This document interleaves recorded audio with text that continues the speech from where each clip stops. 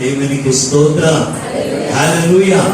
ప్రభునందు అత్యంత ప్రియమైన దేవుని బిడ్డలారా, ఇప్పుడు మన ప్రభువును లోక రక్షకుడైన యేసుక్రీస్తు అతి శుభమైన నామమును బట్టి చేరి ఉన్న మీకందరికీ పేరు పేరున నా హృదయపూర్వక వందనాలు తెలియపరుస్తున్నాను. అలాగే ఈ వాక్యం వీక్షిస్తున్న మీకందరికీ కూడా నా హృదయపూర్వక వందనాలు తెలియపరుస్తున్నాను.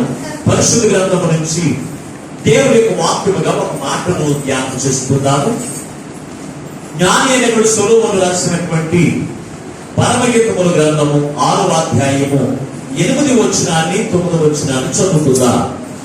పరమగీతముల గ్రంథము 6వ అధ్యాయము 8, 9 వచనాలు చదువుకుందాం. 60 మంది రాణులను 80 మంది ఉపపత్నులను లెక్కకు మించిన కన్యకులను కలరు. నా పావురము నా నిష్కళంకురాలు ఒకటే. ఆమె తన తల్లికి ఒకటే కుమార్తె. కన్న తల్లికి ముద్దు బిడ్డ. స్త్రీలు దాన్ని చూచి ధన్యురాలందరూ. రాణులను ఉపపత్నులను దానిని పొగుడుదురు. చిన్న ప్రార్థన చేసుకుని వాక్యం నేర్చుకుందాం. మహాపరిశుద్ధులకు ప్రేమ స్వరూపైన మా ప్రియ పరలోకపు తండ్రి, మీ పరిశుద్ధమైన నామమునకు నీకు వందనాలు, స్తోత్రాలు. ఎంతవరకు పాటల ద్వారా స్తుతి ఆరాధన ద్వారా మహిమ తెచ్చుకునే యేసయ్యా మీకు వందనాలు, స్తోత్రాలు. నీ కొద్ది మాటలు ధ్యానం చేస్తూ ఉండగా అల్పుడను అయోగ్యుడను ఏర్పాటు చేసుకుని మీ సన్నిధిలో నిలబెట్టుకున్నందుకు వందనాలు, స్తోత్రాలు. అయ్యా, ఈ బిడ్డలైన వారందరూ కూడా నాయనా నీ రాకడకు ఆయుధపరచడానికి ఆత్మ సంబంధమైన బలమైన ఆహారం కొరకు ఎదురు చూస్తూ ఉండగా నీ పక్షముగా నిలబడిన నీ దాసుని సిలువ చాటున మరుగుపరిచి ఏడంత ఆత్మశక్తి చేత అభిషేకించి బలపరిచి నీ దాసుని నోట నీ మాట వచ్చి అందరితో సూటిగా మాట్లాడి నీ రాకడకు ప్రతి బిడ్డను ఆయుధపరచమని అది త్వరలో బిడ్డ కుమారుడిగా రానయ్యున్నా యేసు పరిశుద్ధమైన ఆమె ప్రార్థించి వేడుకొనుచున్నాము పరమ తండ్రి, ఆమేన్. ప్రభునందు అత్యంత ప్రియమైన దేవుని బిడ్డలారా, చదువుబడిన వాక్యములో నా పావురమ నిష్కళంకురాలా నీవు ఒక్కటే అనే మాటని ఇక్కడ మనం చూడగలిగాం. ఈ రోజున అంశము ఏమై ఉన్నదంటే, పెండ్లి కుమారుడు రాజుగా ఉన్నాడు, పెండ్లి కుమార్తె మహారాణిగా ఉండి రాజు కిరీటమును ఆమె ధరించిన వారు ఎవరు అనేటువంటి వాక్యాన్ని ఈ రోజున దేవుని యొక్క వాక్యముల నుంచి మనం నేర్చుకుందాం. ప్రభునందు దేవుని బిడ్డలారా, ఈ చదవబడిన వాక్య భాగంలో ఇక్కడ చూసినప్పుడు జ్ఞాని సొలొమోను రాస్తున్నటువంటి మాట ఇక్కడ మరొకసారి మనం జ్ఞాపకం చేసుకుంటే కనుక అక్కడ మాట్లాడుతున్న మాట ఏమై ఉన్నదంటే, ఒక్కసారి ఆలోచన చేస్తే 60 మంది రాణులను 80 మంది ఉపపత్నులను లెక్కకు మించిన వారు కన్యకులను, అలాగే వారితో కలిసి నా పావురమ నిష్కళంకురాలు ఒకటే. అంటే వీరందరూ కూడా దేవుని యొక్క పావురమును నిష్కళంకురాలు ఎవరై ఉన్నారు అంటే మహారాణిగా ఎవరైతే ఏర్పరచబడుతున్నారో వారి. ఒక రాజభవనంలో మనం ఆలోచన చేస్తే, ఒక రాజభవనంలో సొలొమోను మహారాజుగా ఉన్నప్పుడు ఆ రాజభవనంలో రాజు ఆయన సింహాసనం మీద కూర్చుని ఉండగా ఆ ఎదుట ఉన్న వారందరూ కూడా ఎవరు తెలుసు అంటే, ఒక మహారాజులేమో ఒక పక్కన, రెండవ పక్కన ఎవరు కూర్చున్నట్టే రాణులు. అంటే రాజుకి ఎంతమంది అంటే అనేక మంది రాణులు ఉండవచ్చు.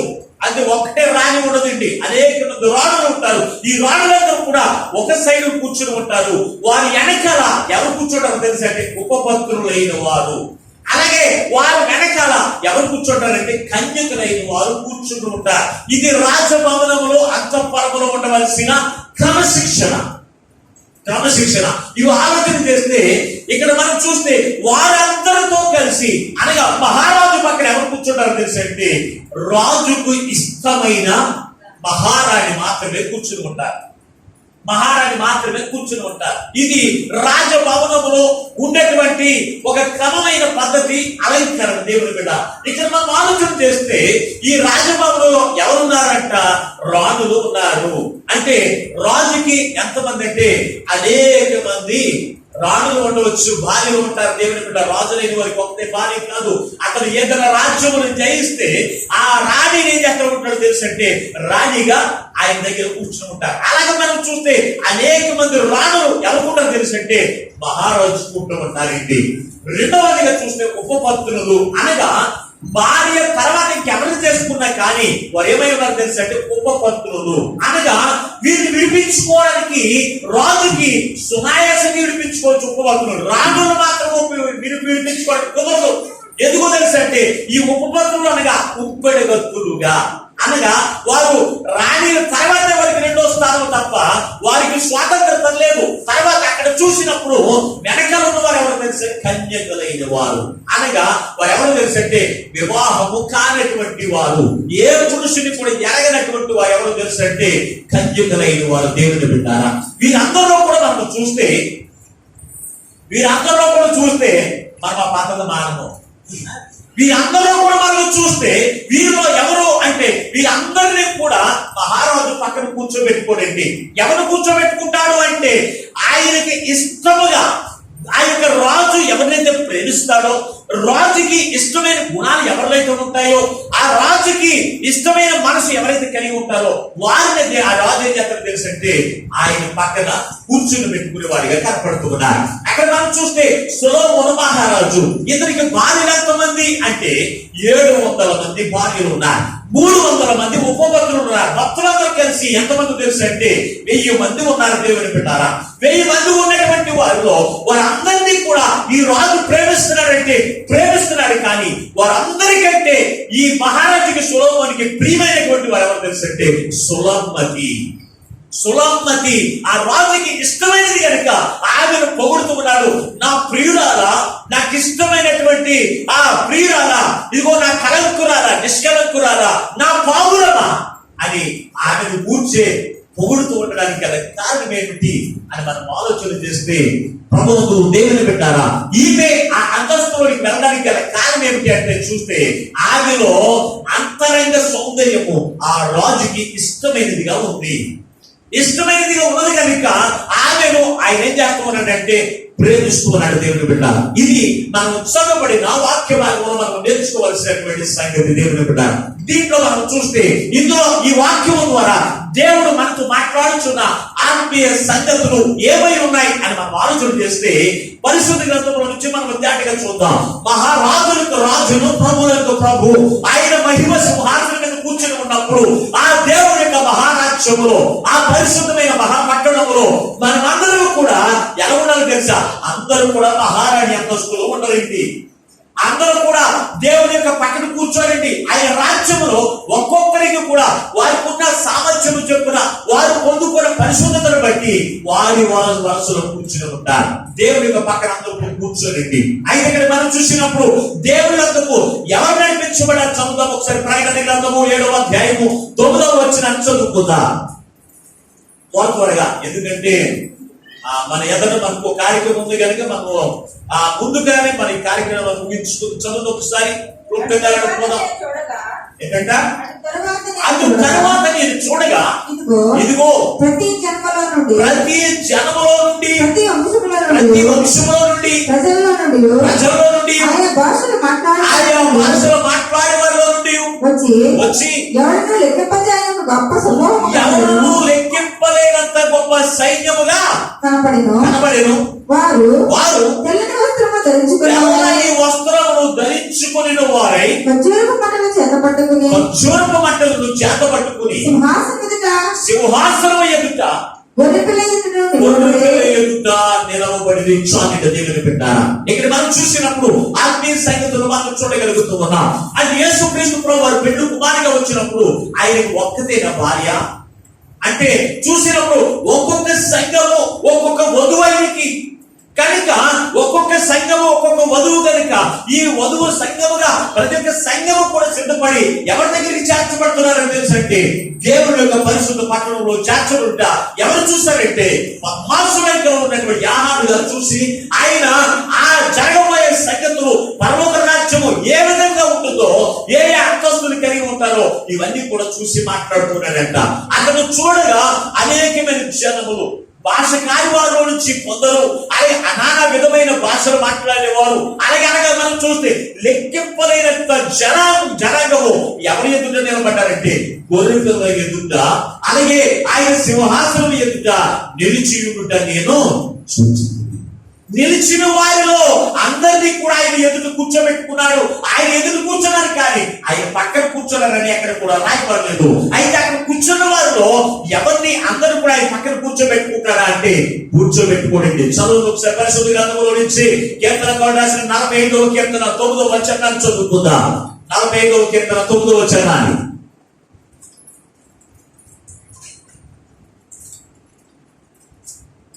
నీ దయ నొందిన స్త్రీలలో రాజుల కుమార్తెలు ఉన్నారు. రాణి ఓఫీరు అపరంజితో అలంకరించుకొని కుడి పార్శ్వమున నిలుచుచున్నది. కుమారి చాలండి. ఇక్కడ చూసినప్పుడు ఎంతమంది ఉన్నారంట? రాజుల కుమార్తెలు అనేక మంది ఉన్నారు. ఆ కుమార్తెలందరినీ కూడా ఆయన పక్కన కూర్చోబెట్టుకున్నాడు. ఆయన లేదండి. ఒఫీరు ధరించుకునిన, అలాగే మహిమ వస్త్రములు ధరించుకునిన, నీతి వస్త్రములు ధరించుకునిన, ఉల్లాస వస్త్రములు ధరించుకునిన ఒక రాణి ఎవరి దగ్గర ఉందంట? ఆయన కుడి పార్శ్వమున. రాణి ఒక్కతే కూర్చుందండి, అందరూ కూర్చోలేదండి. రాణులు ఉన్నారు. రాణులు ఎంతమంది? 60 మంది. అలాగే ఉపపత్రులు ఎంతమంది? 80 మంది. అంటే వారికంటే వీరు తక్కువైన వారు. అలాగే కన్యకులు చూస్తే అనేక మంది ఉన్నారు, లెక్కించలేనటువంటి కన్యకులు ఉన్నారు. వీరందరూ కూడా ఒకరి తర్వాత ఒకరు, ఒకరి తర్వాత ఒకరు, వారి యొక్క పరిశుద్ధతను బట్టి వారి అంతస్తులోను వారి యొక్క వరుసలో వారు కూర్చుని ఉన్నారు. అవునంటారా లేదంటారా? పాటలు పాడేవాడు ఏం చేస్తారు? దేవునికి సేవకుడు ఆయన అంతస్తు ఆయన ఎక్కడ కూర్చుంటాడు, వాక్యం చెప్తూ ఉంటాడు. పాటలు పాడేవారు ఎక్కడ ఉంటారు? వెనక కూర్చుని ఉంటారా? మాట్లాడరే? వారికి దేవుడు సిద్ధపరిచింది తెలుసా? ఆ ముందు పాటలు పాడాలి. వాక్యం అందించేవాడు వెనకాల కూర్చోరు. ఎవరు తెలుసా? వాక్యం చదువుతానికి భయపడేవారు. అలాగే వాక్యం నేను ఇలాగే చదవను కదా అనుకున్నవారు వెనకాల కూర్చుని ఉంటారు. వారు అంతొస్తుంది. అలాగే పాటలు పాడే ఉంటారు. అలాగే వారు వెనకాల ఎలా ఆరాధన నడిపించేవారు ఉంటారు. వారి వెనకాల వాక్యం చదివేవారు ఉంటారు. అలాగే ఇక్కడ చూస్తే దేవుని యొక్క మందిరము కూడా అలాగే వరుస క్రమంలో నింపబడినటువంటి వారిగా ఉంటారు. ముందు కూర్చోబట్టి వెనకాల ఉన్న వారు ఏమంటారు తెలుసా? అయ్యో పలానోళ్ళు వస్తారు కదండి, ఆ పాట పాడతారు కదండి, ఆడే అంటారు. అంటారా లేదా? అంటారండి. అలాగే అంటారు. ఎందుకు తెలుసా అంటే వారికి ఉన్నటువంటి ఆధిక్యతను బట్టి, వారికి ఉన్నటువంటి యోగ్యతను బట్టి నా స్థానం ఇదే అని అక్కడే కూర్చుంటారు. వాడిని అంత ముందుగా రాడు. ఎందుకంటే వారికి ఉన్న పరిశుద్ధత వరకే. కనుక దేవుని పెట్టారా? ఇక్కడ కూడా మనం చూస్తేనంట అనేకులు గొర్రెల ఎదుట మహిమ సింహాసనం ఎదుట నిలబడుట చూచింది. వారిలో నుంచి ఒక్కరు మాత్రము ఏం చేశారంట? మహిమ వస్త్రమును ఓఫీరును ధరించుకుని ఒక రాణి ఆయన కుడి పార్శ్వమున కూర్చుని ఉంట నేను చూచింది.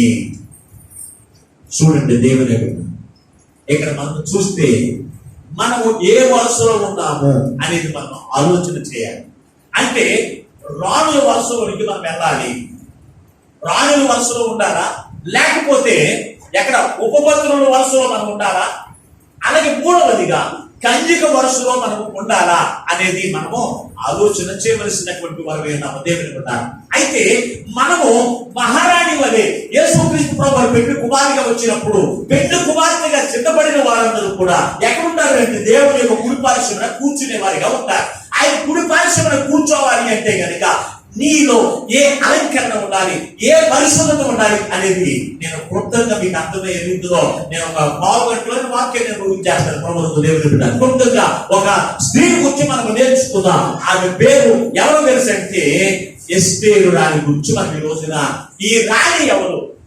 ఈ రాణి ఎలాగో మహారాణి దగ్గర కూర్చోగలిగిందో ఒక 3 విషయాలు, 3 గదులు మీకు తెలియపరిచి నేను ఊహిస్తాను. 3 ఇళ్ళు.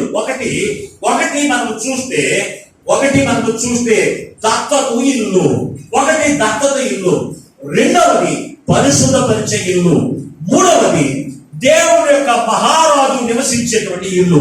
ఈ 3 ఇళ్లలోకి మిమ్మల్ని తీసుకుని వెళ్ళి నేనేం చెప్తానంటే వాక్యాన్ని నేను ముగిస్తాను. మొట్టమొదటిగా మనం ఆలోచన చేద్దాం. ఆ యొక్క ఎస్తేరు గ్రంథంలోకి వెళ్దాం. ఒకసారి చూడండి. ఒకసారి ఎస్తేరు గ్రంథం 2వ అధ్యాయం 7వ వచనాన్ని చదువుకుందాం. ఎస్తేరు గ్రంథము 2వ అధ్యాయం 7వ వచనం.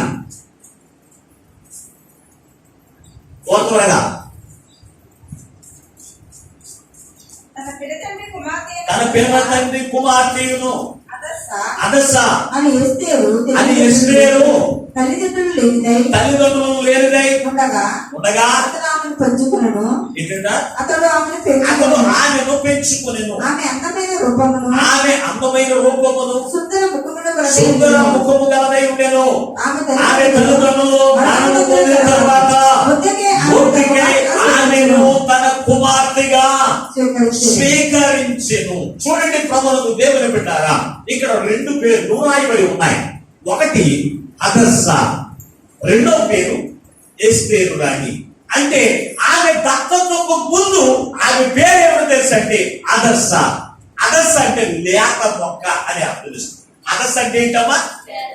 అతను మాట్లాడు నా వైపు అదస్స అనే మాటకి అర్థం ఏంటి? లేత మొక్క. లేత మొక్కగా ఉన్న ఈమె అంటే ఆమె దత్తత చేయబడిన తర్వాత ఆమె తల్లిదండ్రులు లేనిదై ఆ ముందుగా ఆమె జన్మనిచ్చిన తర్వాత ఆ తల్లిదండ్రులు లేకుండా పిల్లతండ్రిగా ఉన్నటువంటి బొద్దికైకి ఏమైందో తెలుసంటే దత్తత చేయబడింది. దేవుని బిడ్డలారా, దత్తత చేయబడింది. దత్తత చేయబడిన తర్వాత ఆమె పేరు ఎలా మలచబడిందో తెలుసంటే ఎస్తేరు రాణిగా మలచబడింది. అలాగే అదస్స అనే మాటకు అర్థం ఏమిటంటే లేత మొక్క. అలాగే ఎస్తేరు అనే మాటకు అర్థం ఏమిటంటే నక్షత్రము. లేత మొక్కగా ఉన్నటువంటి ఎస్తేరు ఆమె ఎలా మలచబడిందో తెలుసా? లేత మొక్క ఎక్కడ ఉంటుంది? భూమి కిందే ఉంటుంది. భూమి దగ్గరే, భూమికి 1 ఇంచులోనే ఉంటుంది లేత మొక్క. లేత మొక్కగా ఉన్న ఈమె దత్తత చేయబడిన తర్వాత ఈమె అక్కడంటే ఆకాశములో ఉన్నటువంటి ఆకాశ నక్షత్రము వలె ఉంది. చూడండి, ఎందుకంటే కారణం అది ఈమెను ఎవరు మొత్తుకే దత్తత చేసుకున్నాడు. ఎలాగో తెలుసా? తన కుమార్తెగా ఆమెను అంగీకరించాడు. ఈ కుమార్తెకు ఆయన తండ్రిగా ఈమెను కూడా అంగీకరించి ఏమైందో తెలుసు అంటే ఒక స్వాతంత్రత కలిగినటువంటిదిగా ఉంది. ఈ రోజున చాలా మంది పిల్లలైన వారు పిల్లలు లేనటువంటి వారు ఏం చేస్తున్నారు తెలుసు అంటే దత్తత చేసుకుంటూ ఉన్నారు. దత్తత చేసుకున్న తర్వాత ఆ కుటుంబానికి, ఆ ఆస్తికి, ఆ తల్లిదండ్రులకు ఈమెమేందో తెలుసు అంటే వారసురాలు లేకపోతే వారసుడు. అలాగే ఈమె ఎవరో తెలుసు అంటే ఆమెకు స్వతంత్రత కలిగినటువంటిది. తన తల్లి మీద అలాగే తల్లిదండ్రులకు ఈమె మీద ఏముందో తెలుసు అంటే అధికారం కలిగినటువంటి దత్తత పుత్రులుగా మరి ఏం చేస్తున్నారు? దత్తత చేసుకుంటూ ఉన్నారు. దేవుని బిడ్డ, ఇక్కడ మనం చూస్తే కనుక ఎవరు దత్తత చేయబడ్డారు? దత్తత అనే దానికి దేనికి సాదృశ్యంగా ఉందంటే బాప్తిస్మానికి సాదృశ్యంగా ఉంది. ఈ మాట మనం చూస్తే బాప్తిస్మానికి సాదృశ్యంగా ఉంది. ఈ బాప్తిసం పొందిన వారు మనమందరం కూడా ఇంతకు ముందు నీ తల్లిదండ్రులతో నుంచి నువ్వు జన్మించావు, నువ్వు తర్వాత ఎక్కడికి వెళ్ళాలో తెలుసు అంటే బాప్తిస్మము ద్వారా దేవునికి దత్తత చేయబడ్డావు. చాలా మంది దత్తత చేసుకున్న పిల్లలని ఏం చేస్తారు తెలుసా? పిల్లలు తన సొంత తల్లిదండ్రులకి ఎవరి దగ్గరికి వెళ్తారు, ఏమంటారు తెలుసా? ఇదిగో నేను నిన్ను దత్తత చేసుకుని నేనే నీ తల్లిదండ్రుల్ని, నా మాట నువ్వు వినాలి అంటారంట. మరి ఈ రోజున మనము ఎక్కడున్నామంటే మన పాపము కింద మనం జీవిస్తూ ఉన్నప్పుడు, పాపము రోజులో మనం బ్రతుకుతూ ఉన్నప్పుడు యేసుక్రీస్తు యొక్క రక్తం చేత మనం ఏం చేస్తాడో తెలుసంటే కొన్నాడండి. కొని మనం ఏం చేస్తాడో తెలుసంటే దత్తత చేసుకుని ఆయన కుమారుడుగా కుమార్తెగా చేసుకున్నాడు. చదువుదాం ఒకసారి పరిశుద్ధ గ్రంథంలో నుంచి అపోస్తలుడైన పౌలు రోమీయులకు రాసిన పత్రిక 8వ అధ్యాయము 14వ వచనం చదువుకుందా. రోమీయులకు రాసిన పత్రిక 8వ అధ్యాయము 14వ వచనం. దేవుని యొక్క ఆత్మ చేత ఎందరూ నడిపించబడుదురు వారందరూ కూడా దేవునికి కుమారులు అనబడుదురు. ఏలయనగా మరలా భయపడుటకు మీరు దాస్యపు ఆత్మను పొందలేదు, కానీ దత్తపుత్ర ఆత్మను మీరు పొంది ఉన్నారు. ఆత్మ కలిగిన వారమై మనం అబ్బా తండ్రి అని మొరపెడుచు ఉన్నాము. మనము దేవుని పిల్లలమని సాక్ష్యం ఇచ్చుచు ఉన్నాడు. మనము పిల్లలమైతే వారసులము, అనగా దేవుని యొక్క వారసులము, క్రీస్తుతో కూడా మహిమ పొందుటకు ఆయనతో శ్రమపడిని అనగా క్రీస్తు తోటి వారసులము. దేవుని పెట్టారా? ఈ రోజున మనం ఎవరికి వారసులము అంటే ఎవరికి తెలుసు అంటే యేసు క్రీస్తుకు మనం వారసులమై ఉన్నాం. ఎందుకో తెలుసా? దేవుని ఆత్మ చేత ఎందరైతే నడిపించబడుతూ ఉన్నారో వారందరూ కూడా దేవునికి కుమారులు కుమార్తెలు అనబడుతున్నారు. వారు ఏ ఆత్మను పొందుకున్నారంటే దత్తపుత్ర ఆత్మను. యేసుక్రీస్తు ప్రభువాన్ని తండ్రి అయిన దేవునిగా ఉండి ఆయన ఏం చేశాడు తెలుసా? మనకు దత్తతిచ్చాడు. దత్తతిచ్చిన ఈయన పుత్రుని యొక్క ఆత్మను మనం పొంది ఉన్నాము కనుక మనము దేవునికి ఏమైనామో తెలుసంటే దత్తపుత్రులమై ఉన్నాము. దత్తపుత్రులమైన మనము ఎవరికి మనము లోబడి ఉండాలి? అట్లాగే ఎవరైతే దత్తత తీసుకున్నారో వారికి మనము లోబడి ఉండాలి. వారి మాట చెప్పుడు మనము చేసేవారిగా ఉండాలి. ఇది ఏ గది తెలుసు అంటే దత్తతో యొక్క గృహము, దత్తతో పొందుకున్న గృహము, దేవుని బిడ్డలారా అంటే బాప్తిస్మం పొందుకున్న గది. మనం మొట్టమొదటిగా మహారాణి స్థానంలో మనం కూర్చోవాలి అంటే ఎలాగైతే హదస్సు అనేటువంటి కుమార్తె ఏం చేయబడింది? దత్తత చేయబడింది. తన తల్లిదండ్రులు కాకుండా ఎవరికి తెలుసు అంటే మొద్దుకేకి దత్తత చేయబడి ఆయన కుమార్తెగా ఈమెం చేయబడింది తెలుసా? పెంచబడుతూ ఉంది. ఈ రోజున నీవు నేను కూడా మనము పాపము యొక్క లోకంలో మనం జీవిస్తూ ఉండగా క్రీస్తు యొక్క రక్తము చేత కడగబడిన మనము, యేసుక్రీస్తు యొక్క రక్తములోనికి కడగబడిన మనము ఎలా ఉన్నామో తెలుసా? దేవునికి దత్తపుత్రులము. దత్తపుత్రులు కనుక మన యొక్క జీవితంలో ఏది అవసరమైన, వస్త్రములు అవసరమైన, అలాగే కరువులో ఉన్నా, ఇబ్బందులో ఉన్నా, అనారోగ్యంలో ఉన్నా నువ్వెవరిని అడగాలి? తల్లిదండ్రులు ఎలాగైతే మనం అడుగుతూ ఉన్నామో మనం దత్తత చేసుకున్న దేవుణ్ణి మనం అడిగే వారిగా ఉండాలి. కానీ ఈ రోజున క్రైస్తవ ఉండట్లేదండి. క్రీస్తు యొక్క రక్తం చేత కడగబడి బలహీనత వచ్చిందా దేవుని అడగడం మానేసి ఏం చేస్తారో తెలుసా? లోకములో స్వస్థతల కొరకు తిరుగులాడుతున్నారు. ముందుగా దేవుడి మీద ఆధారపడి వారిగా ఉంటారు. నీ అవసరతలో, నీకున్నటువంటి ఇబ్బందులు, నీకున్నటువంటి కరువులు, నీకున్నటువంటి బలహీనతలు దేవుణ్ణి మనం అడిగి ఆయన దత్తతను పొందుకోవడానికి దేవుడు మనకు అధికారం ఇచ్చాడండి. దత్తపుత్రులమై ఉన్న మనము స్వతంత్రులమై అడగడానికి, దేవుణ్ణి అడగడానికి మనం స్వతంత్రులము కనుక మనం ఆయన యొద్ద నుండి అడిగి మనం పొందుకోవచ్చు దేవుని బిడ్డారా. అలాగే మనం చూస్తే అదే వచనం అంటున్నాడు, అక్కడ మాట్లాడిన మాటలో ఈ దత్తత గృహంలోనికి అనగా బాప్తిస్మలోనికి పొందిన మనము, బాప్తిస్మమైన గదిలోనికి నడిపించబడిన మనము ఏం చేయాలో తెలుసు అంటే దేవుని యొక్క కుమారులుగా కుమార్తెలుగా మనము జీవించి ఆయన వద్దనే మనము పొందుకునేటువంటి వారిగా ఉండాలి. రెండవది మనం చూస్తే అక్కడ ఏమని రాశాడు? ఆమెకు కొత్త పేరు పెట్టబడింది. ఏం పేరు? మరి చక్కని పేరు హదస్సు అనే పేరు. మరి ఆమె దత్తత పొందుకున్న తర్వాత తన పిల్ల తండ్రి మొద్దుకి ఆమె ఏమని పిలవచ్చు? హదస్సు అని పిలవచ్చు కదా. హదస్సు పేరు బాగానే ఉంది కదా, లేత మొక్క, చిగురించే మొక్క. ఈ పేరు బాగానే ఉంది కదా, మన పేరు మార్చడానికి గల కారణం ఏమిటి అంటే ఆమె పేరు కొత్త పేరు పెట్టబడింది దేవుని బిడ్డ. చదువు ఒకసారి ప్రకటన గ్రంథంలోకి వెళ్దాం.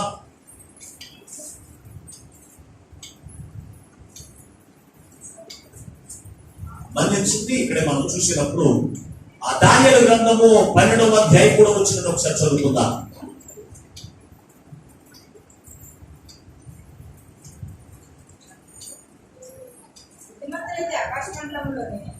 మనము బుద్ధిమంతులమైతే ఆకాశ మండలంలోని చోదరును పోలిన వారమై ప్రకాశించెదరు. నీతి మార్గమును అనుసరించి నడుచుకున్నట్లు ఎవరు అనేకులు తిప్పుదురో వారు నక్షత్రము వలె నిరంతరమును ప్రకాశించెదరు. చూడండి దేవుని బిడ్డారా, ఇక్కడ మనం చూసినప్పుడు ఆమెకు కొత్త పేరు పెట్టబడింది. ఆమె పేరు ఏంటి తెలుసు అంటే ఇప్పుడు ఏమైంది? ఎస్తేరు అనగా ఆమె లేత మొక్కగా ఉన్న ఈ కుమార్తె. లేత మొక్కగా ఉంటే ఆమె ఎవరికి కూడా ఆమె యొక్క ప్రకాశం ఆమె ఎవరికి కూడా తెలిసేది కాదు. దేవుని యొక్క మహిమను ధరించుకుంది. క్రీస్తు యొక్క ఆత్మను ధరించుకున్న మనమందరం కూడా లోకంలో మనం ఏం చేయాలి తెలుసండి? ప్రకాశించేటువంటి నక్షత్రాలు వలె ఉండాలి. నక్షత్రం ఎలాగైతే లోకానికి వెలుగునిస్తూ ఉందో అలాగే ఆ నక్షత్రము వలె మనము కూడా మనసుబడలేని బాప్తిస్మం పొందిన తర్వాత, అంతేకాని మనమే చీకటిగా ఉండి అనేకులు వెలుగులో ఉన్న వారిని కూడా చీకటిలో నడిపించడానికి నిన్ను నన్ను ఏర్పాటు చేసుకోలేను. ఈ రోజున చాలా మంది క్రీస్తును ధరించుకుని దేవుని యొక్క ఆత్మను పొందుకుని దేవుని యొక్క మహిమను విడిచిపెట్టి చీకటి సంబంధులుగా జీవిస్తూ అనేక మంది వెలుగులో ఉన్న వారిని కూడా చీకటిలోకి నడిపించేటువంటి క్రైస్తవులు ఈ రోజున లోకంలో ఎక్కువైపోయారండి. వారు కూడా ఎక్కువైపోయారు. అటువంటి వారు మహారాణి అంతస్తులో కూర్చోలేరు. ఇక్కడ చూసినప్పుడు ఎలాగైతే సులభమతి ఆమె శరీరము ఆమె నలిపోయినప్పటికీ కూడా మహారాణి స్థానంలో యెరూషలేము కుమార్తెలు అలాగే అనేక మంది ఆయన కుమారులు ఉన్నప్పటికీ కూడా వారి ఎవరికి లేని ధైర్యం ఎవరు పొందుకున్నారు తెలుసా? సులభమతి ఒక్కటే పొందుకుంది. గల కారణం ఏమో తెలుసా అంటే ఆమె ఎలాగో తెలుసా? లేత మొక్కగా ఉన్న కుమార్తె ఈ బాప్తిస్మం ద్వారా ఆమె బలపరచబడుతూ ఎలా మలచబడింది తెలుసా? నక్షత్రము వలె మలచబడింది. నక్షత్రము ఎలా ఉంటారు? బుద్ధిమంతులైతే ఎందరైతే అనేకులు దేవుడు నడిపిస్తారో వారు ఎలా ఉంటారంట? ఆకాశ మండలం అంత ఎత్తున ఉన్నటువంటి వారు నక్షత్రము వలె ప్రకాశించెదరు.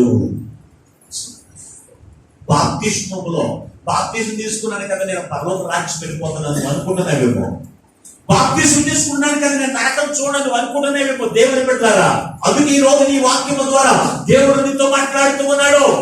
దేవుడు నీతో మాట్లాడుతూ ఉన్నాడు. ప్రతి విషయంలో ఆయన 3 అనేది మనకు చూపిస్తూ ఉన్నాడు. 30 గాను 60 గాను 100 అని ప్రతి దాంట్లో కూడా చూస్తూ ఉన్నాడు. అలాగే దేవుడి యొక్క మందిరంలో కూడా చూసినప్పుడు అది పరిశుద్ధమైన స్థలము ఆవరణము. అలాగే 3 అంతస్తులు చూపిస్తూ ఉన్నాడు. దేవుడు ఈ రోజున నీవు ఆ యొక్క 3వ అంతస్తులో 3వ ఆకాశంలో ఉన్నటువంటి పరలోక రాజ్యంలో నీవు ప్రవేశించి ఆయన కుడి పక్కన నువ్వు కూర్చునే అంతస్తులో నువ్వు ఉండాలి అంటే మొట్టమొదటి ఏమో తెలుసా? బాప్తిస్మములో నువ్వు ఎదుగుదల కలిగినటువంటి దానిలో ఉండాలి. ఈ రోజున నువ్వు 30 సంవత్సరాలు బాప్తిస్మం పొందుకుని నేను ఎవరైనా సరే ఎందుకు బాప్తిస్మం తీసుకున్నావు అంటే సమాధానం చెప్పలేని పరిస్థితులు కలిగి ఉండడం కానీ కారణం ఏంటంటే నువ్వు వాక్యములోను ప్రాంతంలోను బలపరచబడట్లేదు. అందుకే నీ వెలుగు లోకానికి కనబడట్లేదు. నీ చీకట ఎప్పుడు చూసినా ఆచారాలన్నీ లోకానికి చూపెట్టిన నీలో నుంచి. ఎందుకు తెలుసా? నీలో వెలుగుంటే నీ వెలుగు అనేకులకు కనపడింది. నీలో వెలుగు లేకపోవడం ద్వారా ఏం కనపడుతుంది తెలుసా? నీ జీవితంలో చీకటే లోకాన్ని చూపించగలుగుతూ ఉన్నావు. నువ్వు ఒక నక్షత్రము వలె ఆకాశము మండలం అంత ఎత్తులోనికి నువ్వు నడిపించబడాలి తప్ప నువ్వు లోకంలో అన్యులుగా విమర్శించడానికి వీలు లేదు. ఇది మొదటి గది దేవుని బిడ్డ.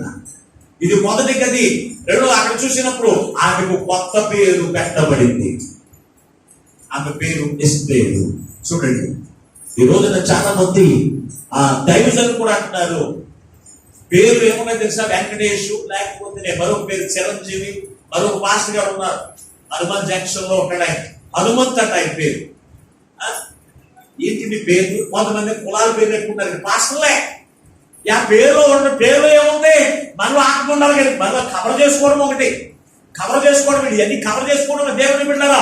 నువ్వు క్రీస్తులోనికి నడిపించబడిన నీవు యేసు నామమును బట్టి నువ్వు లోకానికి కనబరచబడాలి. అదర్స్ అండి ఎంతమందికి తెలుసండి? ఇక్కడ తెలుసా? బహు తక్కువ అదర్స్ అనే పేరు. ఎస్టేరు అనగానే ఎస్టేరు అని అంటే అందరికీ తెలుసు. మరి ఈ రోజున నీవు రక్షణ పొందకుండా ఉన్న పేరు లోకానికి తెలుసా? రక్షణ పొందిన తర్వాత నీ పేరు లోకానికి తెలుసా? మందిరంలో పేరు పెడుతున్నప్పటికీ కూడా ఏమన్నా తెలుసా? నాకు పేరైతే పిలుస్తున్నాడు సహోదరులు మాట పేరు పిలిస్తే ఆ లోపల ఉన్న వారు ఎలా పిలుస్తారు? కొత్త పేరుతోను మాట్లాడరే దేవుని పెట్టారా? మొన్నే మార్తమ్మ గారికి పేరు పెట్టి సంఘం అందరితో పిలిపించాను. నేను కూడా పిలిచి 4-5 సార్లు పిలిచాను. ఈ రోజు ఇప్పటికి కూడా ఆమె ఏం పిలుతున్నారు? ఏమని పిలుతున్నారండి? మాట్లాడరే? పిలిచేవాళ్ళు చెప్పండి. నాకు అన్నగారు నాకు బాగా అన్నగారు చెప్తారు. చెప్పండి ఏమని పిలుతున్నారు? మార్తమ్మ పిలుతున్నారు అన్నగారు. నేను ఎక్కడికి వెళ్తారని ఏదేదో పేరు ఉంది కదండి అంటారు. ఆల్రెడీ తెలుసు పేరు. మనం అది కాదు, కొత్త పేరు చేత మనకు పిలిపించుకున్నప్పుడు దేవుడి యొక్క ఆశీర్వాదాన్ని మనం చూడగలుగుతాం. యాకోబుగా ఉన్నంత కాలం కూడా అతను మోసగాడిగానే ఉన్నాడు. ఎప్పుడైతే ఇశ్రాయేలుగా మార్చబడ్డాడో దేవుడికి ఆశీర్వాదాలకు వారసుడు ఏర్చబడ్డాడు. అబ్రాముగా ఉన్నంత కాలం అతని యొక్క జీవితంలో ఆశీర్వాదం లేదు. అబ్రహాముగా మార్చబడిన తర్వాత అతని యొక్క జీవితంలో ఆశీర్వాదం ఉంది. కొత్త నిబంధనకు వచ్చినప్పుడు అతను సీమోనుగా ఉన్నప్పుడు అతని యొక్క జీవిత ఆశీర్వాదం లేదు. రేలువలే కదులాంతరం ఉన్నారు. పేరుగా బండగా మార్చబడ్డాడు. దేవుడికి ఆశీర్వాదం వారసుడిగా ఎంచబడ్డాడు. సౌలుగా ఉన్నప్పుడు అతనికి జీవితంలో ఆశీర్వాదం లేదు.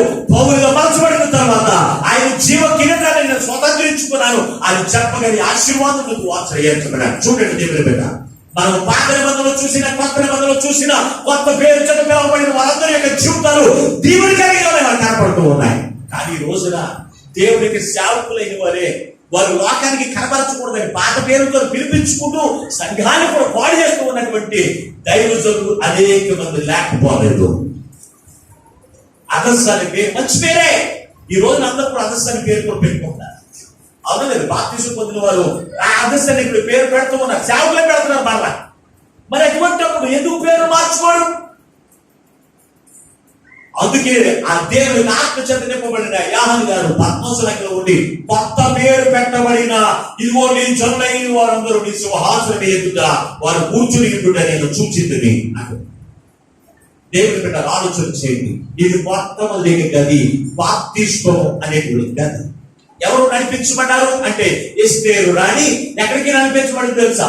బాప్తిస్మం అనేటువంటి గదిలోనికి ఆ దత్తతగా నడిపించబడింది. దత్తతగా నడిపించబడి ఎవరికి ఆ బొత్తికేకి ఎలా ఉందో తెలుసు అంటే ఈమెకు కుమార్తె యొక్క వారసత్వాన్ని పొందుకుంది. మనము కూడా ఈ లోకంలో మనం కని పెంచినటువంటి తల్లిదండ్రులను వారు మన కని పెంచిన తర్వాత మన యొక్క పాపల స్థితి గుర్తెరిగిన తర్వాత మనం కూడా ఏం చేసామో తెలుసు అంటే దేవుడిని తల్లిదండ్రులుగా మనం ఏర్పాటు చేసుకున్నాం. ఆయన దత్తపుత్రులుగా పుత్రురాలుగా నువ్వు ఏర్పాటు చేసుకున్నావు. నీవు ప్రతి విషయంలో ఎవరిని అడగాలి అంటే తల్లిదండ్రులుగా ఉన్న దేవుడిని మాత్రమే మనం అడగాలి. మనం అడిగే లక్షణం మనకుంటే మన పిల్లలకు ఉంటుంది. మనమే లోకంలో తిరుగులాడతాం, మన పిల్లలకి కూడా లోకంలో తిరుగులాడతారు. మనకు నేర్పేది అది కాదండి. ప్రతిది కూడా దేవుడిని అడగాలి. నీ కుమారుని అడగవచ్చు, అమ్మా నాకు వస్త్రాలు మంచి, నా పుట్టినరోజు వస్తుంది మంచి బట్టలకి అన్నప్పుడు నువ్వేమన్నావు తెలుసా? ప్రభుని అడుగు, నీ దేవుడికి ఇస్తాడన్నా తప్ప నువ్వేం చేయకూడదు. అయ్యో నాకు బట్టలు అడిగా నేను బట్టలు కొనకపోతే నాకు కుమారు బాధపడతాను అన్నట్లు కొనకూడదు. కొనేది నీవే, నీతోనే దేవుడు కొనిస్తాడు. ఎప్పుడో తెలుసు అంటే ఆ పిల్లలైన వారికి మనం నేర్పించే వారికి మనం దేవుడిని అడగడం. మా కుమార్తెలకు మా పిల్లలైన వారికి అదే నేర్పుతామండి. నేను ఎప్పుడు కూడా ఏదైనా కావాలా ప్రభుని అడగండి, నా దగ్గర ఏం లేదు, దేవుడిని అడగండి, దేవుడు ఇస్తాడు.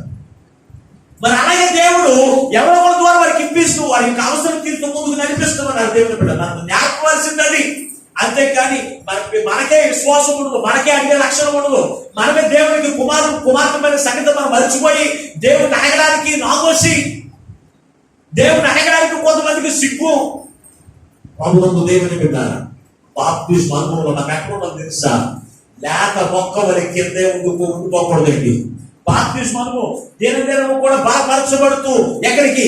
ఆకాశ మండలంలో జ్యోతుల వలె అనేకులు దేవుని యొద్దకు నడిపించేటువంటి వారిగా ఉండాలి. బాప్తిసం పొందిన ప్రతి ఒక్క కుమార్తె, ప్రతి ఒక్క కుమారుడు కూడా. మరి అలా ఉంటున్నారు మీరు? కానీ మనం అంటూ ఉంటాం దేవుని యొక్క కుడిపార్శ్వం ఎవరు కూర్చుంటారు అంటే ఏమంటో తెలుసా? నేనే కూర్చుంటాను. మరి నీలో ఏముండదు? ఎదుగుదల లేదు, నీలో ప్రకాశమానం లేదు. ఈ ప్రకాశమానం ఇవన్నీ కూడా ఎలా వస్తాయో తెలుసు అంటే నువ్వు ఎప్పుడైతే దేవుని సొంత రక్షకుడిగా అంగీకరిస్తావో, దేవుని యొక్క మాట చెప్పు నువ్వు ఎప్పుడైతే జీవిస్తావో నువ్వు ఎలాగుంటావో తెలుసు అంటే దేవుని యొక్క బలాన్ని, దేవుని యొక్క ఆత్మ నడిపింపులో ఉంటావు. రెండవ మాటలోకి మనం వెళ్ళిపోతాం. పూర్తిగా వెళ్ళిపోతాం, తిరిగి వచ్చింది కానీ పూర్తిగా చదివేసుకుందాం. తర్వాత వచ్చిన చదువు ఒకసారి 8వ వచనాన్ని 2వ అధ్యాయం ఇస్తూనే ఎస్తేరు గ్రంథము 2వ అధ్యాయం 7, 8వ వచనం అలాగే 9వ వచనం చదువుకుందాం. ఎస్తేరు గ్రంథాన్ని విచారణ పట్టుకోండి. ఏంటంట? రాజ ఆజ్ఞ అతని నిర్ణయమును ప్రచురం చేయడి. కన్యకులు అనేకులు షూషాను కోటకు పోగు చేయబడి వశమునకు అప్పగింపబడగా ఎస్తేరు రాజు యొక్క నగరముకు తేబడి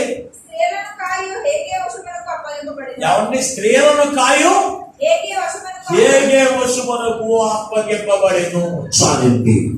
స్త్రీలను కాయు హేగే వశమునకు అప్పగింపబడింది. ఇది 2వ గది. అంటే ఏంటో తెలుసు అంటే పరిశుద్ధ అలంకరణ పొందుకునే గది. ఏంటో తెలుసు అంటే దేవుని యొక్క మందిరము. దేవుని బిడ్డ ఈ మందిరములో హేగే ఎలా ఉన్నారో తెలుసు అంటే స్త్రీలను కాసేటువంటి వారిగా ఉన్నారు.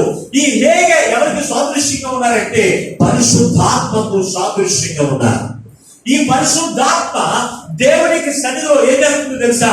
అంతరంగ రూపాన్ని దిద్ది వాడు ఏం చేస్తుందో తెలుసు అంటే దేవుని యొక్క ఎదుట కూర్చోబెట్టడానికి పరిశుద్ధాత్మ ఏం చేస్తుందో తెలుసు అంటే ప్రయాసపడేటువంటిదిగా కనపడుతున్నది దేవుని బిడ్డలారా. ఈ రోజు మనమందరం కూడా ఈ స్త్రీలను కాల్చేటువంటి వస్తువులకు మనం ఏం చేయాలి? అప్పగించబడ్డాము. అంటే ఎవరికి? పరిశుద్ధాత్మకు మనం అప్పగించబడ్డాము కనుక ఈ ఆత్మ మనం ఏం చేస్తుందో తెలుసు అంటే పరిశుద్ధమైన రూపమును దిద్దేదిగా కనపడుతూ ఉంది. ఆనాటి కాలంలో అక్కడ చూసినప్పుడు ఆ షూషాను కోటలో అనేటువంటి ఒక కాపరి ఉన్నాడు, స్త్రీలను కాచేటువంటి కాపరి. ఇతడు చేసే పని ఏంటి అంటే అక్కడ వచ్చేటువంటి స్త్రీలనేది వారిని ఏం చేయాలో తెలుసండి? సిద్ధపరచాలి. రాజు కొరకు సిద్ధపరిచేసే స్థలం తెలుసు అంటే ఆ యొక్క షూషాను కోట అనగా దేవుడి యొక్క మందిరము. అలాగే పరిశుద్ధాత్మకు సాదృశ్యంగా ఉన్నారు దేవుని కూడా. ఈ రోజున మీరందరూ కూడా ఈ కోటలోనికి చేర్చబడ్డారు. దేవుడి యొక్క మందిరం అనేటువంటి కోటలోనికి చేర్చబడిన మీరు ఎలా ఉన్నారు తెలుసా? పరిశుద్ధమైన అలంకరణ పొందుకోవడానికి సిద్ధపాటు కలిగినటువంటి వారిగా మీరు ఉన్నప్పుడు మాత్రమే మీలో పరిశుద్ధత ఏర్పడుతూ ఉంది. పరిశుద్ధమైన మాటలు, పరిశుద్ధమైనటువంటి క్రియలు, పరిశుద్ధమైనటువంటి అలవాట్లు మీరు ఎక్కడ నేర్చుకుంటారు తెలుసా అంటే దేవుడి యొక్క మందిరంలో, దేవుడి యొక్క ఆత్మవశంలో ఉన్నప్పుడు మాత్రమే దేవుని బిడ్డ. అందుకే ప్రేమ రాసిన పత్రికలు అంటాడు 9వ అధ్యాయంలో చూస్తే 14వ వచనం చదువుకుందా. ఎబ్రిలికి రాసిన పత్రిక 9వ అధ్యాయం 14వ వచనం.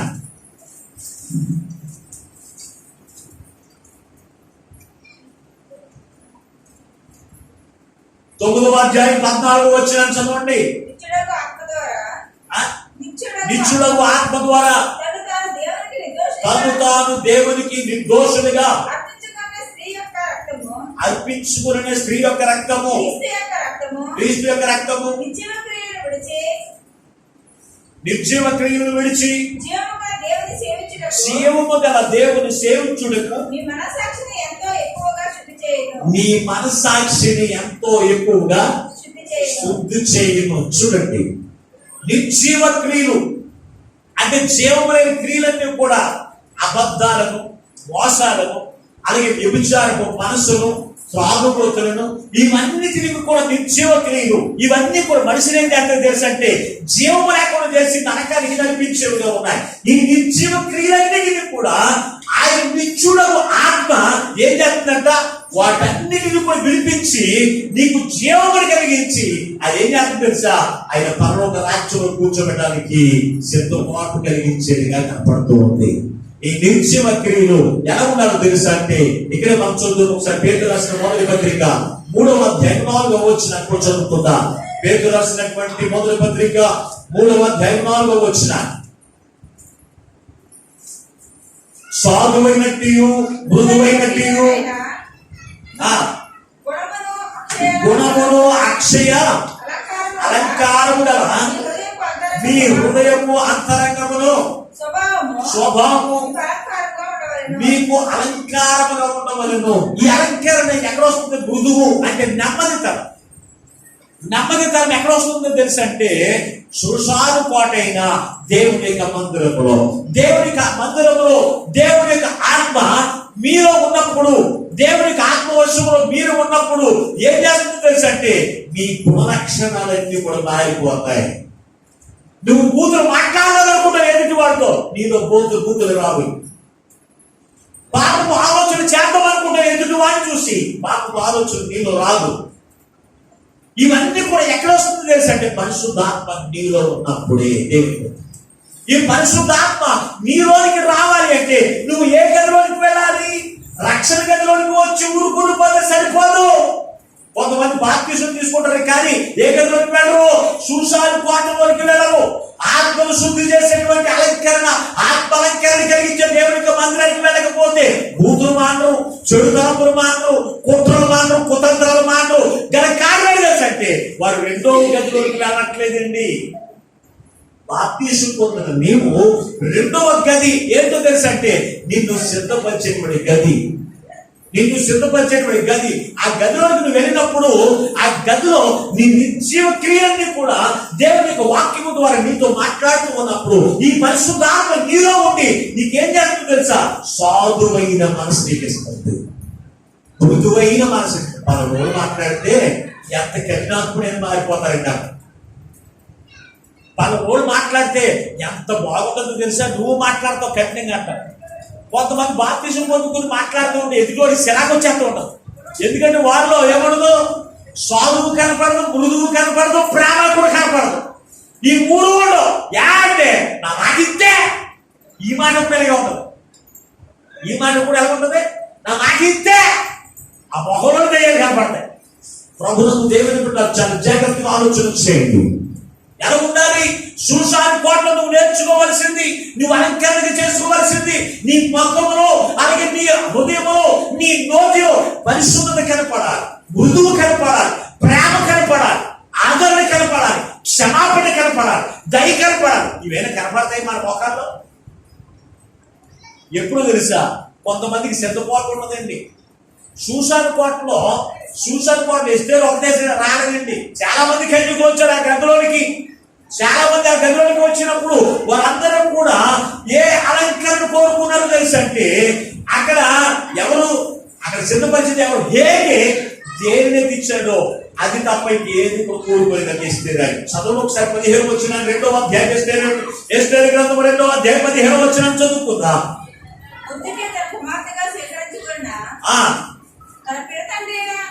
అబీహయీలు కుమార్తె ఎస్తేరు రాజునద్దకు వెళ్ళుటకు 15 వచ్చిన మీరు చదివేది. రాజునద్దకు వెళ్ళుటకు వంతు వచ్చినప్పుడు రాజు యొక్క హేగే నిర్ణయించిన అలంకారం తప్ప మరి ఏమీ కూడా కోరుకోలేదు. ఎవరిని ఎస్తేరుకి ఏ అలంకరణ ఈ యొక్క ఎవరిచ్చారు అంటే, హేగే ఏ అలంకరణ ఇచ్చాడంటే 6 నెలలేమో గోపరసమును, 6 నెలలు సుగంధ ద్రవ్యం, 6 నెలలు గోపరసముతో ఈమె అలంకరించుకోవాలి. రెండవది సుగంధ ద్రవ్యములు. ఈ రెండు కూడా చేదు పదార్థాలు. దేవుని ఏది కూడా తీయకూడదు. కానీ ఇవి ఏం చేస్తారో తెలుసు అంటే, ఇవి తప్ప మరి ఏ అలంకరణ కూడా ఆమె కోరుకోలేదంట. కొంతమందికి దేవుడి యొక్క వాక్యం చేదుగా ఉంటుంది. పాపం చేసేవారికి, బూతులు మాట్లాడే వారికి దేవుడి యొక్క ఆత్మ చేత నువ్వు బూతులు మాట్లాడుతున్నావు ఏమవుతుంది, వారికి పాపం వచ్చేది. అది చేదు.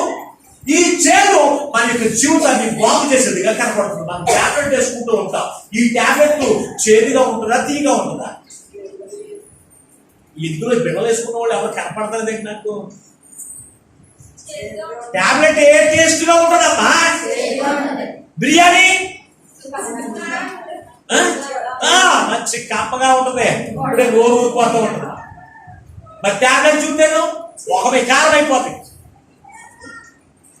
రాష్ట్రం గారికి బాగానే ఆవిడకి అసలు బిడ్డలు పడవు, ఏం పడవు. అవన్నప్పటికే మొక్కలకి పోతాం. ఇంటికి వెళ్ళాక ఇంకేముంటుంది ఇక తిట్లే. ప్రభుత్వం దేవుని వింటారా? మీరు ఒక్కసారి ఆలోచన చేయండి. తీపి అనగానే మనకి ఎంతో ఇష్టపూర్వకంగా నోరు చేసుకుంటూ ఉంటాం. అంటే ఆ తీపి మనకేం చేస్తుంది తెలుసు? అనారోగ్యం కలిగిస్తుందండి. మర్దనంటే లేకుండా ఏం తిండి ఇడ్లీ అంటారు. చాలా బాగా తినేస్తాం మర్దనికి పెట్టుకుని. షుగర్లో పెట్టిన తర్వాత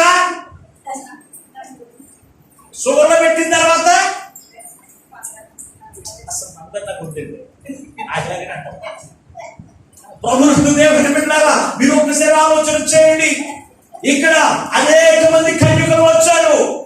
ఎక్కడికి? సూసాను కోటలోనికి సిద్ధపరచడానికి వచ్చినప్పుడు కన్యకలందరికీ కూడా ఇతను హేగే ఏమి ఇచ్చాడు తెలుసండి? గోపాసమును, రెండవది పరిమళ తైలమును ఇచ్చాడు.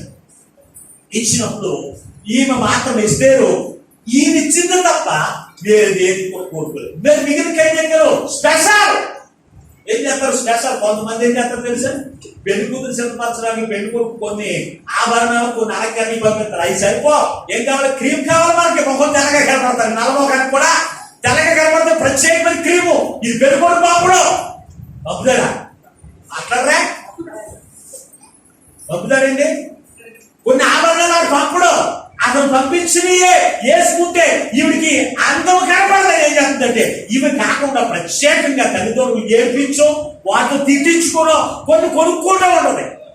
అలాగే అక్కడ ఉన్నవారందరూ కూడా రాజు దగ్గరికి మేము వెళ్ళాలి కదా. రాజు దగ్గరికి వెళ్తే ఈ సుగంధ ద్రవ్యాలను, ఈ పోకాసం, ఈ అలంకారం మనకు సరిపోదని అక్కడ అనేకమైన క్రీములు, సెట్లు అన్ని పూసుకున్న వాళ్ళు చాలా కుమార్తెలు ఉన్నారు. అక్కడ వాక్యము కాకుండా, దేవుని యొక్క వాక్యాహారము కాకుండా కొంతమంది బయటి మాటలు ఉన్నారని కోరుకుని వచ్చి చాలా మంది ఉంటారు. ఆ పాస్టర్ గారు ఎప్పుడు ఉన్నది వాక్యం చెప్తారండి, పలానా పాస్టర్ గారు అయ్యి బాబాయ్ చెప్తే నవ్వే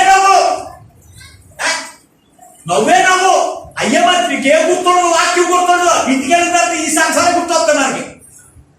అవన్నీ హృదయంలో ఉండే సాధన వచ్చి నిన్ను బాధతో ఉంటారు. అదే వాక్యం ఉన్నదంలో నువ్వు నేర్చుకుని ఉంటే ఈ వాక్యం ద్వారా సాతాను నీకు దూరం అయిపోవు. జాగ్రత్త ప్రియమైనటువంటి దేవుని బిడ్డ, హేగే నియమించిన వాటిని తప్ప ఇక ఏ అలంకరణ ఎస్తేరు కోరుకోలేదండి. గదిలోనికి వెళ్ళిన మనము ఆ వాక్యాహారం కొరకే మనం కోరుకోవాలి. మధురకి వెళ్ళదు కానీ ఈ పాస్టర్ గారు భోజనాలు కూడా పెడతాలేదు, ఈ పాస్టర్ గారు బిర్యానీలు కూడా పెడతాలేదు. ఏ బిర్యానీలు? ఇంకో మందిరం అయితే పెడతా ఉంటారు. వారం భోజనాలు పెట్టే సంఘాలు ఉన్నాయి. ఎలాంటి తప్పులేదు, మీరు ఎలాంటి ఆ భోజనంతో ఒక్క పూట కూటి కొరకు ఏం చేశాడు? యాషావు భ్రష్టుడైపోయాడు. దేవుని బిడ్డ కూటి గురించి కాదు, మనం దేవుని రాకడ కొరకు ఏ వాక్యాహారాన్ని సిద్ధపరుస్తూ ఉందో అదే మనకు షూషాను కోట. ఆ కోటలో దేవునికి ఆత్మచేత మనం నడిపించబడతాం, సిద్ధపడతాం, మన అలంకరణ మార్చుకుంటాం, మన మాటలు మార్చుకుంటాం, మన ప్రవర్తన మార్చుకుంటాం. ఇవన్నీ కూడా ఎక్కడ వస్తాయి తెలిసిందో దేవుని యొక్క మందిరానికి వెళితేనే వస్తాయండి. నువ్వు మందిరానికి వెళ్ళకుండా నెలకోసారి లేకపోతే సంవత్సరానికి 3 సార్లు మందిరానికి వచ్చి అయ్యో నేను ప్రభువుకి శరీర రక్తాన్ని తీసుకుంటానండి, ఏ సుప్రభు పక్కనే కూర్చుంటాను, నేను చచ్చిపోతున్న తర్వాత ఎందుకు కూర్చుంటాను? ఎందుకు కూర్చుంటానండి? దేవుని బిడ్డారా, ఆలోచన చేయండి ప్రియమైనటువంటి వధువు సంగమా. అక్కడ కూర్చున్నారండి. ఎవరు కూర్చున్నారు తెలుసా? రాణులు కూర్చున్నారంట 60 మంది. ఉపపత్రులు కూడా కూర్చున్నారు, అలాగే కన్యకలు కూడా కూర్చుని ఉన్నారు. కానీ దేవుని పక్కన కూర్చుని అంతస్తు మాత్రము ఎవరు కలిగి ఉన్నారు తెలుసంటే మహారాణి మాత్రమే. మహారాణి మాత్రమే, దేవుడు ప్రేమించేవారు మాత్రమే ఆయన పక్కన కూర్చునే వారిగా ఉంటారు. దేవుని బిడ్డ, ఇక్కడ కన్యకలందరూ కూడా 6 నెలలు వారు తెచ్చుకున్న సుగంధ ద్రవ్యాలు, వారు రాజుకి బాగా కళ్ళు కూడా బాగా కనపడడానికి మంచి కాటుకులు, కలర్ మంచిగా రావడానికి, సెంటు బాగా పూయడానికి ఇవన్నీ కూడా చాలా తెచ్చుకున్నారు. కానీ ఈమె మాత్రము ఏదైతే అలంకరణకి సిద్ధపరిచాడో అది తప్ప ఇంకా ఏది కూడా కోరుకోలేదు. ఈ రోజున దేవునికి సన్నిధికి వచ్చిన మీరు, దేవుడు మన కొరకు ఏ వాక్యాహారం అయితే సిద్ధపరిచాడో, ఏ వాక్యాహారం అయితే మనకు అనుగ్రహించడానికి ఇష్టపడుతున్నాడో ఆ వాక్యాహారాన్ని మనం అంగీకరించే వారికి మనం ఉండాలి. అంతేకాని మనకి ఇష్టం వచ్చింది మనం కోరుకుని దేవుని యొక్క వాక్యము కాకుండా ఇతరులైన మాటలు ఇవన్నీ కూడా మనం కోరుకుంటే అవి మనల్ని దేవుని యొక్క పక్కన కూర్చోబెట్టమండి. కనుక దేవుని బిడ్డారా, మీరు ఆలోచన చేయండి. మృదువైన మనస్తత్వం, మనలో సాధువైనట్టు, మృదువైనట్టు ఇవన్నీ కూడా మనం ఏం చేయాలి? అలంకరణకి ఎక్కడ పొందుకుంటామో తెలుసా? దేవుని యొక్క మందిరంలో. ఈ రోజున అనేకమైన సంవత్సరాల నుంచి దేవునికి సన్నిధికి వస్తున్న మీలో కోపం పోయిందా? మీలో అబద్ధాలు పోనీయా? మీలో దోషణకరమైన మాటలు పోనీయా? మీలో మోసాలు పోనీయా? పోకపోతే కనుక నువ్వు దేవునికి సన్నిధిలో ఏం చేయలేకపోతున్నావు? దేవుడు నీకు సిద్ధపరిచింది అలంకరించుకోవట్లేదు. కొంతమందికి ఉంటాయి, కొంతమందికి అన్నీ ఉంటాయి. బిళ్ళలన్నీ కూడా తెచ్చుకుని ఇంట్లో పెట్టుకుంటారు. వేసుకుంటారా? వేసుకోదు, ముందే చచ్చిపోతారు కదా. ఎందుకో తెలుసు, ఉన్నాయి కానీ వేసుకోరు. అలాగే దేవుడికి సన్నిధికి వస్తారు కానీ కొంతమంది వాక్యాన్ని హృదయంలోకి తీసుకుని ఆ వాక్యమును మన హృదయానికి ఏం చేయాలి? అలంకరించుకోవాలి. విన్న ప్రతి మాటను కూడా విన్న మనము ఈ విన్న మాటలు మనం ఏం చేయాలి తెలుసా? మన హృదయానికి, మన తలంపులకు అలంకరించుకున్నప్పుడు మాత్రమే మన గుణాలు మారుతాయి.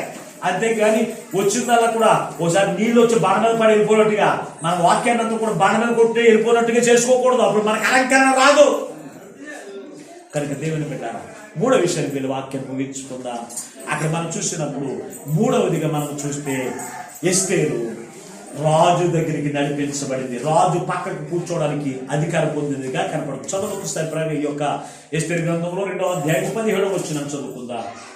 బాగా కనపడే స్త్రీలందరికంటే రాజు ఎస్తేరును ప్రేమించింది.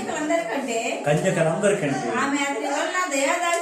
ఆమె అతని వల్ల దయా దాక్షిణ్యం మీద ఉంచి ఆమె రాజ కిరీటము ఆమె తల మీద ఉంచి ఆమె వస్తికి బదులుగా రాణిగా నియమించి ఆమెను వస్తికి బదులుగా రాణిగా రాణిగా నియమించాను. చూడండి ఇక్కడ ఎవరి దగ్గర నడిపించబడిందంటే రాజు సింహాసనం ఎందుకు ఎవరు నడిపించబడ్డారు తెలుసంటే ఎస్తేరు. మరి అంతకు ముందు ఆ రాజు దగ్గర ఎవరున్నారు తెలుసంటే వస్తి అనేటువంటి మహారాణి. ఈ వస్తి అవిధేయత, రాజు మాట చొప్పున జీవించనందున, రాజు మాట చొప్పున ఆమె ప్రవర్తించినందున ఆమెకు ఉన్న కిరీటాన్ని కోల్పోయింది.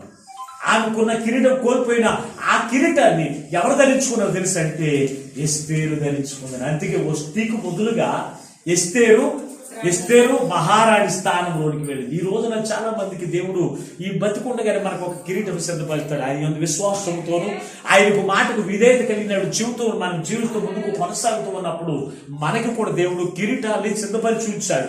ఆ కిరీటాన్ని మనం స్వతంత్రించుకోవడానికి మనము అర్హత కలిగి ఉన్నప్పటికీ కూడా కొంతమంది అవిధేయత వలన పోగొట్టుకునేటువంటి క్రైస్తవులు ఉన్నారు. అవిధేయత, దేవుని యొక్క వాక్యానికి విధేయత చూపించవలసిన దేవుని యొక్క కుమారులు కుమార్తెలే వారు ఏం చేస్తున్నారో తెలుసంటే అవిధేయత జీవిస్తూ ఉన్నారు. వస్తికి వలే, వస్తి పట్టించుకునేది కాదండి రాణిని. రాజుగారి యొక్క మాటను, రాజుగారు చెప్పిన మాట విధముగా నడుచుకోక ఆమెకు సిద్ధపరిచిన కిరీటం ఏం చేసిందో తెలుసా, పోగొట్టుకుందండి. ఈ కిరీటం ఎవరు పొందుకున్నారో తెలుసా, అక్కడ అనేకమైన కన్యకలు ఉన్నప్పటికీ కన్యకల అందరికంటే, స్త్రీలందరికంటే ఎవరు ప్రేమించాడంట? రాజు ఎవరు ప్రేమించాడు? ఎస్తేరును ప్రేమించాడు. ఎస్తేరును ప్రేమించి ఆమెను కూడా సింహాసనం మీద కూర్చోబెట్టి ఏం చేశాడు? రాజ కిరీటమును ఆమెకు ధరింపచేశాడండి. ఈ కిరీటం అందరూ పొందుకునేది కాదు. ఎవరైతే బాప్తిస్మములో ఎదుగుతారో, బాప్తిస్మములో మొక్కలాంటి లేత మొక్కలాగా ఉన్నటువంటి కుమార్తె ఎస్తేరు ఎలాగా ఆకాశ నక్షత్రముల వలె అనేకులను దేవుని ఎదుగు నడిపించేటువంటి కుమార్తెగా మలచబడింది బాప్తిస్మ అనుభవంలోనే. రెండవది, ఆమె షూషాను కోట అనగా దేవుని యొక్క సన్నిధిలోనికి నడిపించబడి ఈ షూషాను కోటలో ఆ నెలముందో తెలుసంటే అంతరంగ సౌందర్యాన్ని పెంచుకుంది. ఎంత చక్కని మాటలు రాశాడు చూడండి. అంతరంగ సౌందర్యం పెంచుకుంది. అంతరంగ సౌందర్యమును బట్టి ఏం చేశాడు తెలుసా, రాజు ఆమెను మహారాణిగా అంగీకరించాడు. ఈ రోజున నీవు రక్షణ పొందిన నీవు, దేవుని యొక్క ప్రభు యొక్క శరీరక్తాలు భుజిస్తున్న నీవు, ఆయన నిన్ను అంగీకరించాలంటే పై రూపమును చూసి అంగీకరించాలి.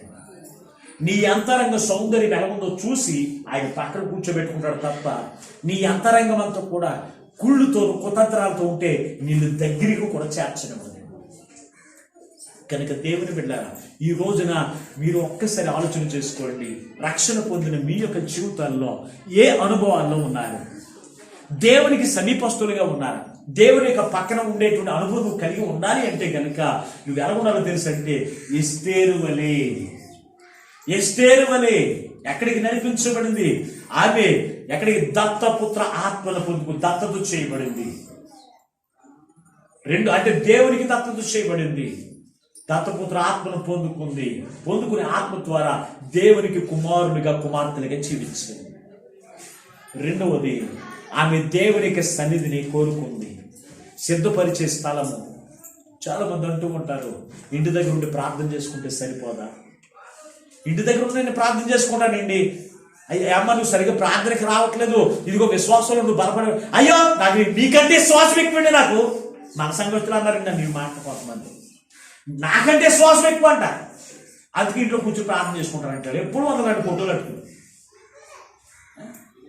మరి చూడండి, ఈమె ఏ గది కోరుకుంది? సిద్ధపరిచి గది కోరుకుంది. ఆ గదిలో ఆమె అంతరంగ సౌందర్యాన్ని ఏం చేసుకుంది తెలుసా? దినం కూడా అభివృద్ధి పరుచుకుంది.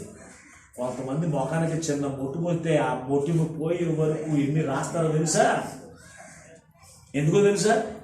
పెళ్లి కొడుకు వచ్చే సమయానికి పెళ్లి కొడుకు మొఖం మీద ఉన్న మచ్చలు చూసి ఇష్టపడ్డేమో, లేకపోతే ఈ పొక్కులు చూసి ఇష్టపడ్డేమో, ఇవన్నీ కూడా తగ్గించుకోవాలని ఓ క్రీములో లేకపోతే బోములో ఏయో రాస్తూనే ఉంటారు మొఖానికి.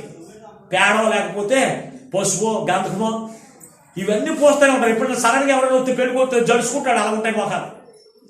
కనుక దేవుని బిడ్డలారా, ఒక శరీర సంబంధమైనటువంటి ఇష్టపడేటువంటి ఒక పెళ్లి కొడుకే నిన్ను ఇష్టపడడానికి నీవు ముఖాన్ని ఆ అందాన్ని పెంచుకోవడానికి అంతగా శ్రద్ధ కలిగి ఉంటావు కదా, మరి నీ అంతరంగ సౌందర్యములో ఉన్న కళంకాన్ని తీసుకోవడానికి నీ కళంకము ఒక్కసారి బయటకు వస్తే ఎంతోమంది అసహించుకుంటారు తెలుసా?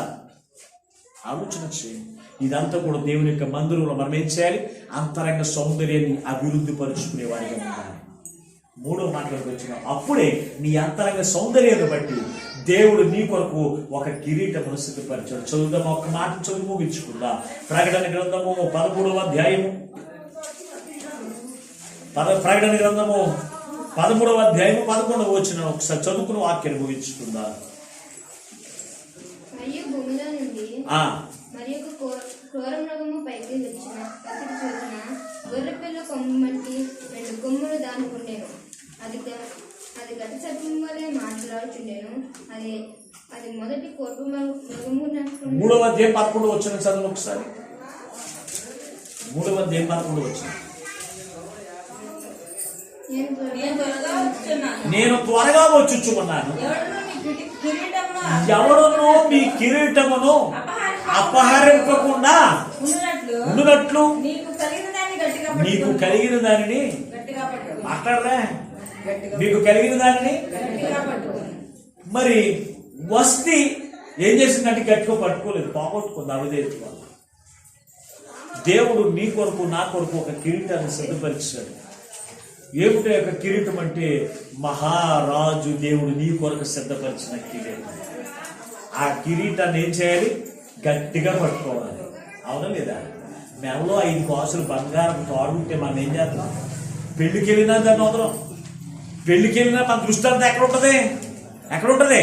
మన మనసు అంతా దాని మీద ఉంటుందండి. ఏమో ఎవరు కొట్టేస్తాడో, కొట్టేసిన తర్వాత భర్త ఏమంటాడో. దీని గురించి మనం ఏం చేస్తాడో తెలుసా? అందరిలో ఉన్నా కానీ మనసంతా కూడా దాని మీద ఉంటుంది. దాన్ని ఎవరు కూడా అపహరించకుండా, దోచుకోకుండా ఎంతైతే జాగ్రత్త కలిగి ఉంటామో, మనం లోకంలో తిరుగుతూ ఉన్నప్పటికీ దేవుడు నీ కొరకు ఆ 5 కాసులు బంగారం కంటే 50 కాసులు బంగారం కంటే విలువైనది దేవుడు నీ కొరకు సిద్ధపరిచిన కిరీటం ఏంటి తెలుసా?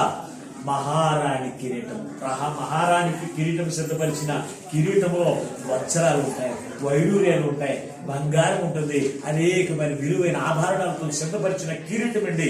అది కోట్ల రూపాయలు పెట్టినా కానీ ఆ కిరీటాన్ని మనం పొందుకోలేవు. అటువంటి కిరీటాన్ని దేవుడు నీ కొరకు నా కొరకు సిద్ధపరిచాడు. ఆ కిరీటాన్ని నీవు పొందుకునే వారిగా ఉండాలి అంటే కనుక ఎందరు చదివిన వాక్య భాగం మనం చూస్తే అక్కడ చూసినప్పుడు 60 మందేమో రాణులను, 80 మందేమో ఉపపత్రులను, అనేక లెక్కకు మించిన కన్యకలు ఉన్నారు. అయితే ఆ కన్యకల మధ్యలో ఒక స్త్రీ ఉంది. నా పావురమ, నా నిష్కలంకురాల ఒక్కతే. ఎవరా ఒక్కటంటే ఎస్తేరు మహారాణి. ఈ రోజున నిన్ను నన్ను కూడా ఆయన పావురముగా ఉండాలి అంటే, ఆయన నిష్కలంకురాలుగా మనము ఉండాలి అంటే మనం ఎలా ఉండాలో తెలుసు అంటే బాప్తిస్మం అనుభవంలో ఎదుగుదల కలిగిన వారిగా. రెండవది దేవునికి శూషాను కోటాలుగా దేవుని యొక్క మందిరములో పరిశుద్ధాత్మ చేత రూపుదిద్దబడిన వారిగా.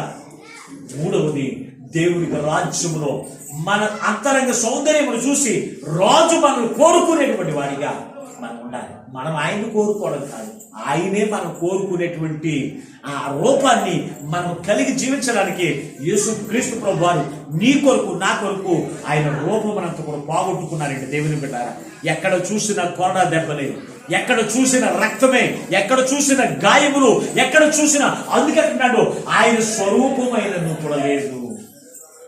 ఆయన రూపమును కోల్పోవడానికి గల కారణం తెలుసంటే నీకు నాకు కూడా అంతరంగ సౌందర్యమును దిద్ది దేవుడు ఇష్టపడేటువంటి రూపమును ఇవ్వడానికి ఆయన రూపమును కోల్పోయాడు. ప్రియమైనటువంటి దేవుని బిడ్డ, ఆయన ప్రేమను గ్రహించిన మీరు ఆయన ఇష్టపడేటువంటి రూపములో దేవుని యొక్క ఆ బాప్తిస్మములో ఎదుగుదల పొందుకుంటూ ఆయన ఆత్మచేత రూపుదిద్దబడుతూ దేవుడు నిన్ను కోరుకుని ఆయన పక్కన కూర్చోబెట్టుకుని నీతో కలిసి భుజించే అంతస్తు, నీతో కలిసి ఆనందించే అంతస్తు ఆ పరిశుద్ధాత్మ దేవుడు ఈ మాటలు వింటున్న మీకు అందరికీ అనుగ్రహించి ఆయనే మహిమ పొందును గాక. ప్రార్థన చేసుకుందాం. మహాపరిశుద్ధులను ప్రేమ స్వరూపమైన తండ్రి నీకు వందనాలు స్తోత్రాలు. ఎంతవరకు నీ విలువైన మాటలతోనే మా అందరితో నువ్వు మాట్లాడి బలపరిచి చేస్తాయా మీకు వందనాలు స్తోత్రాలు నాయన. అయ్యా ఈ రోజున మేము ఏ వరుసలో ఉన్నామో అయ్యా ఇక్కడ ఈ రోజున మాతో మాట్లాడావు తండ్రి మీకు వందనాలు స్తోత్రాలు. ఇదిగో రాడుల వరుస నాయన, అలాగే ప్రభు ఉపపత్రుల వరుస, కన్యకుల వరుస కంటే అయ్యా నీ యొద్ద పెండ్లి కుమార్తె యొక్క వరుసలు మేము ఉండాలి అంటే తండ్రి అయ్యా మేము ఆ యొక్క ఇశ్రాయేలు వలె అయ్యా నీకు దత్తత చేయబడిన ఆయన నీ మాట చెప్పున మేము జీవించి నీకు కుమార్తెలుగా కుమారులుగా అయ్యా మా బాప్తిస్మం అనుభవంలో మా రక్షణ అనుభవంలో దినదినము అయ్యా ఎత్తైన అనుభవంలోనికి నడిపించబడి అయ్యా నీ సన్నిధిలో నడిపించబడి నీ సన్నిధిలోనైనా అయ్యా నీ అమాంతరంగా సౌందర్యమును పెంచుకుంటున్నాయి నీవు ఇష్టపడే రూపములకి మలచబడి అయ్యా నీ ఎదుట మేము కూర్చుని నాయన అయ్యా నీ ప్రక్కన మేము కూర్చుని నీవు మా కొరకు సిద్ధపరిచిన కిరీటమును స్వతంత్రించుకునే కృపను ప్రతి ఒక్క బిడలైన వారికి నీవే అనుగ్రహింపజేసి నీ రాకడకు ఆయుత్తపరచుమని అతి త్వరలో పెండ్లి కుమారుడిగా రానయ్యున్నా యేసు పరిశుద్ధమైన నామమున ప్రార్థించి వేడుకొనుచున్నాము పరమ తండ్రి, ఆమేన్. దేవుడు మిమ్మల్ని మీ కుటుంబాన్ని దీవించును గాక. ఆమేన్. మీకందరికీ వందనాలండి.